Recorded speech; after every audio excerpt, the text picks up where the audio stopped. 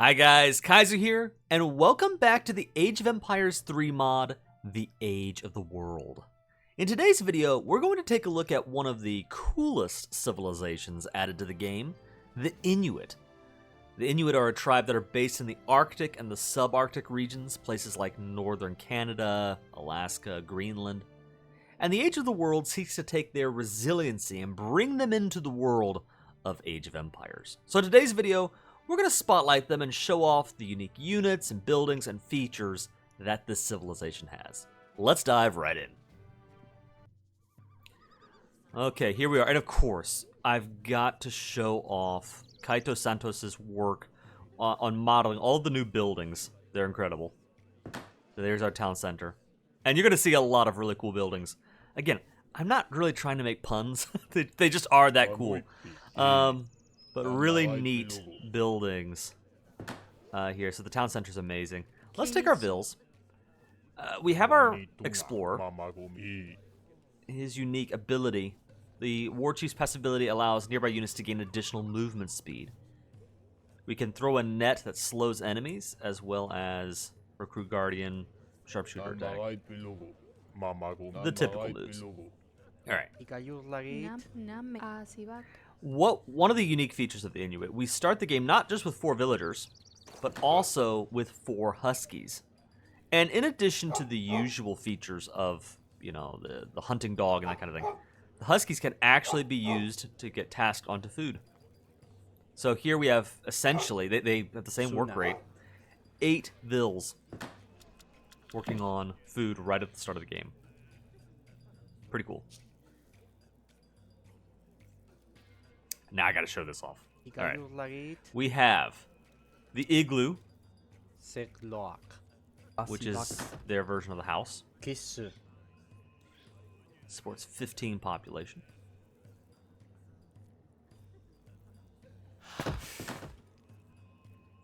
Sub-zero ice fortifications. The cold temperature of the Inuit climate grants extra strength to their igloo's icy walls, increasing their hit points by 25%. Here we go, Community Plaza. The unique ceremony that the Inuit have is the ice fishing ceremony. Spawns crates of fish over time. Pretty cool.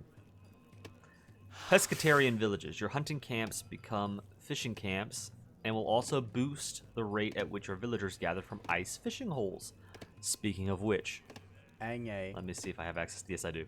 This is one of the most epic features of the Inuit. The ice fishing hole, a slow, infinite source of food limited to gatherers. So instead of farms or rice paddies or whatever, we have the ice fishing hole. Click on that, you pop it down, and you actually have villagers that will fish out of the ice fishing hole. Now, I will say, Kaito Santos, I do wish it were possible, and I don't know if it is. I'm sure it's possible to use the fishing animation. But either way, I just think this is so awesome. Let's see, unique tech here. So the techs just allow them to gather food from the holes faster. Ice fishing. The expert Inuit fishermen catch plenty of fish when they ice fish, providing you with 500 food for every 10 minutes of game length, up to 30 minutes. So yeah, you can get a lot of food. Here's the tribal marketplace. The Inuit work like several of the other Native American tribes, where you cannot mine the gold directly, or tin in this case. You have to build the tribal marketplace.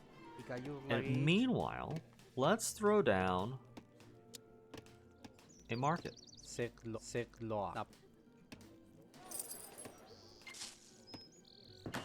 Alright, there we go. Tribal marketplace up.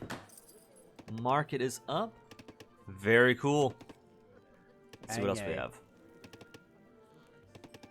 Hunting camp. Ah, this is a good one. This is one we should actually take advantage of. The hunting camp. Alright, let's build that hunting camp. I don't know. Let's say right about here. Alright, so the hunting camp is a building that lures huntables and boosts nearby villagers' gather rate from hunted animals, as well as containing the hunting upgrades. So one thing to be aware of, when you build your market, you do not get the hunting upgrades here. You need to have a hunting camp. Let's see. Unique big button. Hunting season delivers a number of random huntable animals. All right. Hunting dogs. Villagers gather food from hunted animals faster. Cool. And look at these beautiful portraits. All right. Select a Commerce Age Council member. As is typical, the longer we wait to select a politician, the better the gains will be. Let's go for 500 food.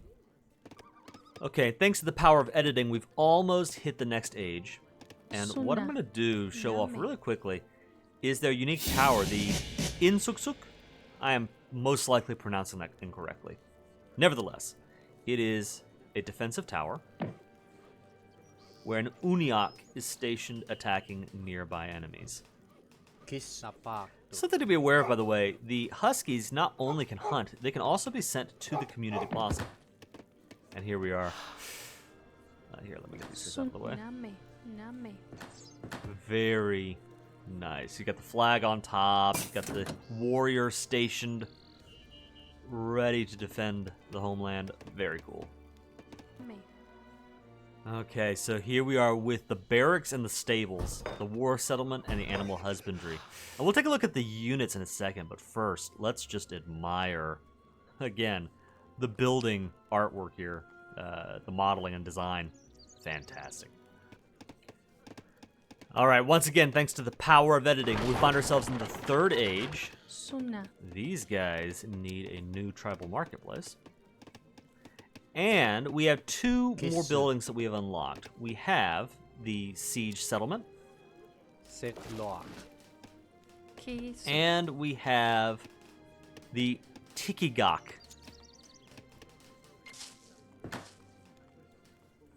This is a very neat. This is essentially like a plantation or an estate. It allows you to select between either wood or food, and the villagers working the Tikigak will be able to infinitely collect whichever resource you're after.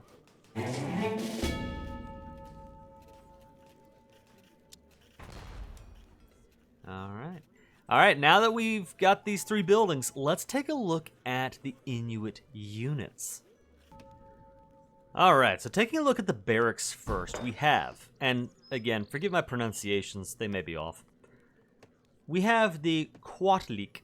It's an Inuit scout that carries a spear, good against cavalry. Okay, pretty straightforward. We have a spearman unit here. And I've not teched them up, so this is kind of your age 2 unit. Pretty straightforward, but nevertheless, very cool, uniquely modeled. It's fantastic. Great.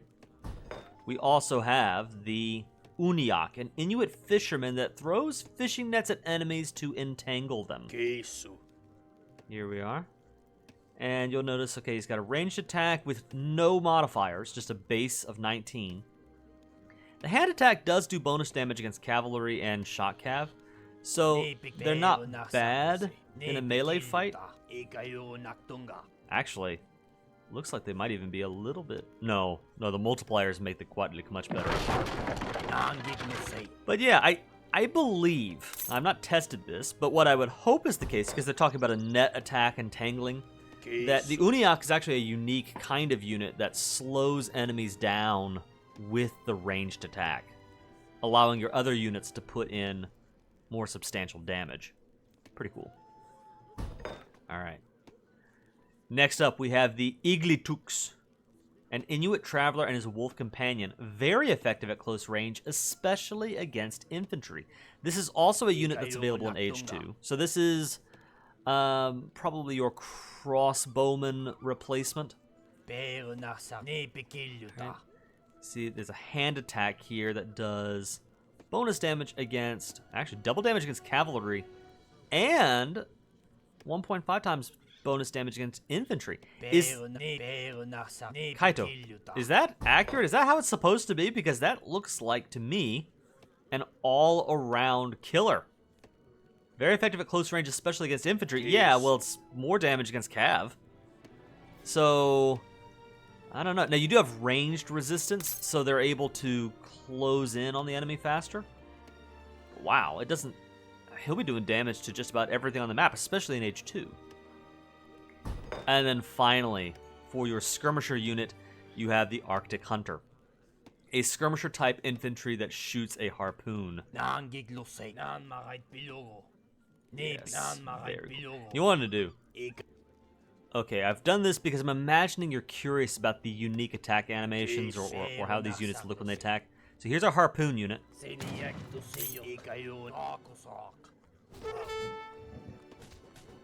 And there we go. Pretty cool. Next up, we have the Inuit Animal Husbandry, which is functionally their stable. And we got 3 units. We have the Nanuktuk, an Inuit explorer horseman armed with a mace to deal damage at close range. Now, it's called a horseman, although this is not a horse, you may have noticed. That's actually a polar bear. Pretty cool. Beside that, we have the Kwamutik, the Inuit sleigh pulled by wolves or huskies. Ranged cavalry with an even better melee attack, good against cavalry. So this is essentially your heavy cavalry here, the Nanuktuk, and then your light cavalry is the Kwamutik. And it's interesting, the Kwamutik is sort of similar to the Igliktuk in that they are better. Actually, Igliktuk is, you have to be in melee range. Here, I guess he does have a range attack, but it's much better to be in melee range. And to be hitting them with the staff or the sword, whatever he has for a melee weapon. And then finally, another unit that is pretty unique in the Age of Empires roster. The Wolf Pack. A pack of wolves raised by the Inuit to fight together. Lose a wolf every time they are defeated until there's only one left. So, the way it works is you have this wolf pack. And you'll notice, of course, 3 wolves, right? They have a health of 300. If I were to send the wolf pack into battle and the 300 were to die, the unit would respawn as a pack of 2 with 200 health. And they'd respawn again as a pack of 1 with 100 health. Now, taking a look at the attack values, 14 damage, looks like it does bonus damage to artillery and cavalry. It does reduced damage to villagers, which is a little bit surprising to me because I'm trying to figure out how to best use this unit. And it seems like the Wolfpack would be good as a raiding unit. This is a unit you want to get in behind the lines, particularly a way to maybe attack artillery. To try to get in behind the infantry, behind the cavalry, destroy the artillery corps. And there's enough resiliency thanks to this respawn mechanic that they can do that. And really quickly, I think there's still a wolf over here. Oh, did I kill them both? No, well, let's go down here.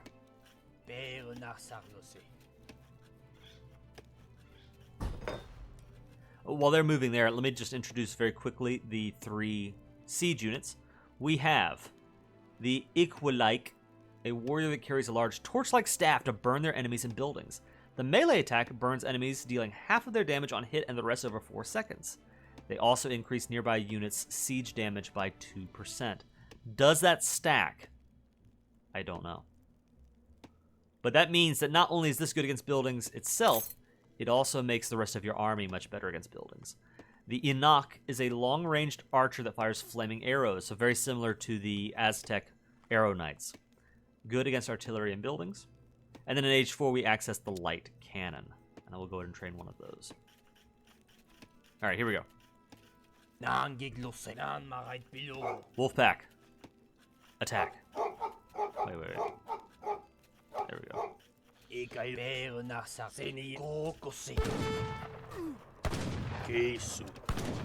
We may actually see the wolf pack go from 3 to 2 here. Let's see.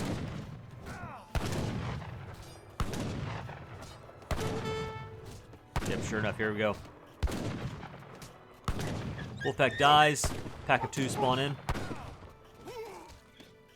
And if I'm not mistaken, they also lost a little bit of damage as well. So the unit is weaker, and I don't believe there's a way to restore the Wolfpack back to 3. It would be kind of nice if there's a way to send it back to the animal husbandry and sort of refresh the unit. But alright, there we go. So we've got our Ikwalaik. Already talked about him. Here's our light cannon, which is A light cannon. Pretty straightforward. And then the other unit... Now, let me see. Where did you go? And here we are with the last siege unit here, the Inok. And you actually notice there's an aura effect around them. I'm not sure if that's because of the Inuk-like, or if it's because the unit themselves. Long-range archer that fires flaming arrows, good against artillery and buildings. Okay, I'm... Oh, yeah, it is. All right. So the Iku-like, when it is powering up units, it puts that red ring around the other units. Pretty cool. Pretty cool. Okay, so before we wrap up this spotlight, we've got to take a look at the unique cards that have been added in. And sure enough, there's a red ring around the infantry as well. All right, cool. Pretty cool. So let's take a look at the unique cards that have been added. I've created a special deck because the Inuit have access to plenty of, you know, ship extra resources or ship in more units. But I wanted to spotlight the aesthetically unique cards, or the cards at least that I think are the most interesting. So, you will notice there are quite a few options in Age 1. We have Thule Ancestry, makes your warrior chief deadlier in combat, giving the war chief 75% more HP and attack damage. Team, Midnight Sun, reveal all treasures, resources, trading routes, and native settlements on the map. Seal Pelt Trade. More valuable seal pelts enable your villagers to gather coin from the tribal marketplace faster, 20% faster. Pretty cool. Zero Waste Carcass Butchering. Increases the gather rate for hunted animals and their yield. Cooperative Fishing. Increase the gather rates for ice fishing holes. Food-based economy. When this shipment arrives, all your current food is exchanged for a greater amount of wood and coin.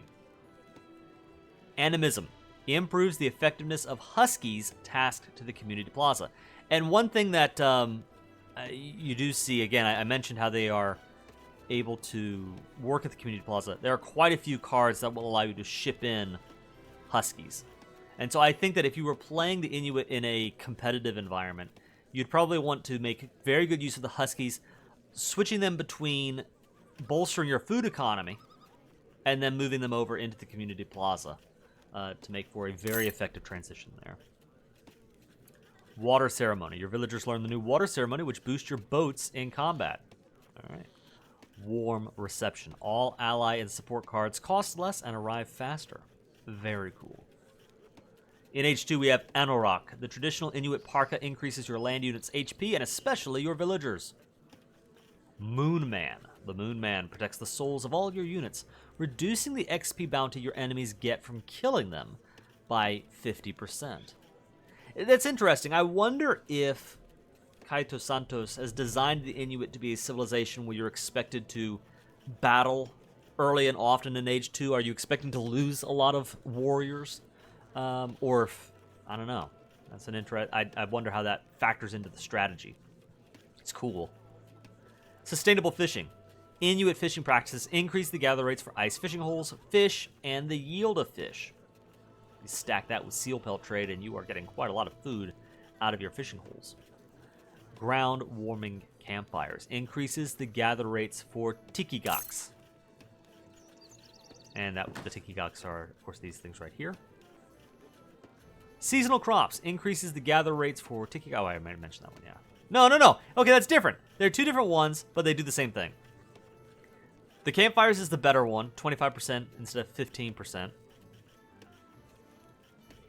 That's really strange. I'm surprised that it's not set up to where one is like 25% or 30% coin and one is 30% wood or something. Interesting. Iron Trade. The Inuit trade their whaling resources for Western iron tools. Unit upgrades become cheaper and research faster. Nice. Spirits of the Aurora Borealis. The spirits of the Inuit ancestors in the Aurora Borealis heal all your units when the shipment arrives, and all your land military units train faster. Now that is interesting, because if I'm reading that card right, once the shipment arrives, it is like a one-time spike, all of your units heal up. That would be really interesting and a unique kind of card. I would make this arrive fast, and maybe make that just the feature. because I don't think there's any card like that in the game where you know you find yourself in a heated battle. You know, you're up against artillery, your units as a whole, like a lot of area of effect damage. You're soaking up a lot of damage, and you just want that one-time spike heal. You pop this, bam. And of course you have the build time reduction, which is nice as well, but I think the heal is interesting. Either that, or I might change this to where it's a, it's just a stronger, like your units gain a regeneration element. So it's not a spike of healing, but it's something that can last for the rest of the game. They slowly heal themselves without even the need for a healer. Which, by the way, do they actually get access to a healer? I don't know that they do. There's the, okay, a healing ceremony to make idle units regenerate HP. It'd be interesting. I wonder if Moon Man could be used to make the moon ceremony better at all, or, you know, again, Aurora Borealis. Maybe what you could do with that one is make the healing ceremony even stronger or something like that. All right. Nurturing society. The cooperative nature of the Inuit society allows villagers to gather faster from fishing holes and tiki gaks.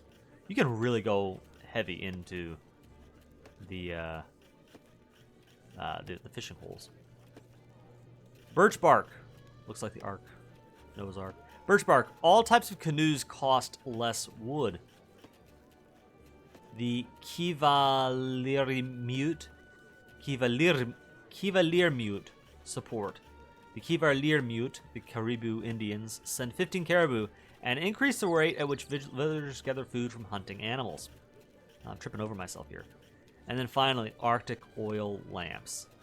In Age 4, increases buildings' line of sight. So those, I think, are the unique Inuit cards, alongside, again, there are quite a few other cards, shipping and resources, a lot of Husky cards, which makes sense to me. And finally, because I know that you guys ask about the naval part, here is the dock for the Inuit. They have 3 ships. The Umiak, which is a fishing boat that can gather food from fish or corn from whales, trains slightly faster than other fishing boats. The Canoe, a native boat that can attack or transport units. And then the War Canoe, strong in naval combat when built in numbers. Here's our canoe. Umiak. And then our War Canoe. Pretty cool.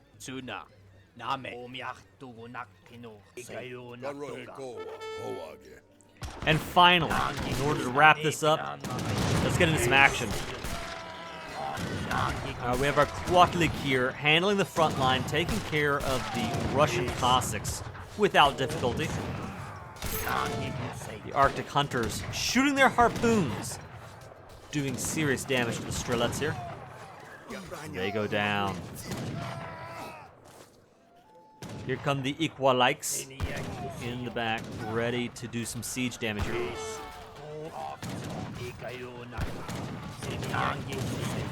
The Kwamutik comes in. Goes down, but the Nanukduk. And I expect to do some serious damage to the militia here. Alright, there we go. Town center down. My army is crushed. My town a burning ruin. It is hopeless. I must offer my surrender. And that is the Inuit. What a neat addition to the mod. My hat is off to Kaito Santos and the Age of the World team. A very neat civilization. I'll say it one more time. A very cool civilization. Guys, I hope you enjoyed this video. If you did, leave it a like. Leave me a comment letting me know you enjoyed it and what you want to see next on the channel. Subscribe if you like what we do here at Iron Kaiser Gaming. For now, this is the Iron Kaiser signing off.